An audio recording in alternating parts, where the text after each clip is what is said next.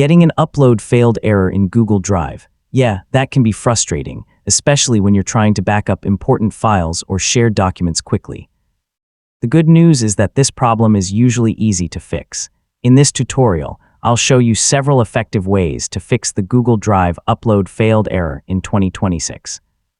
So let's get started. First, make sure your internet connection is stable. A slow or interrupted connection is one of the most common reasons uploads fail.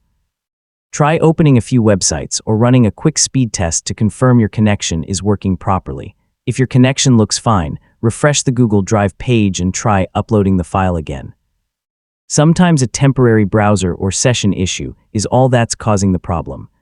You'd be surprised how often a simple refresh fixes it. Next, verify that your Google account still has enough free storage. If your storage is full, Google Drive won't be able to accept new uploads. Review your storage usage and free up space if necessary. Now take a look at the file itself.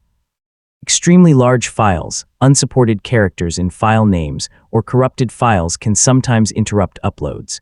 If needed, rename the file using a simple name and try uploading it again. If the upload still fails, try using another supported web browser. You can also upload the file using Google Drive for desktop, which is often more reliable for large files. Yeah, switching upload methods can sometimes solve the issue immediately. If none of the previous steps work, clear your browser's cache and cookies, then sign back into your Google account. This refreshes your session and may resolve upload-related problems. So, after signing in again, try uploading the file one more time. And that's how to fix the Google Drive upload failed error. In most cases, checking your internet connection, verifying storage space, or refreshing your browser gets everything working again. It usually only takes a few simple troubleshooting steps. Thanks for watching, and I'll see you in the next tutorial.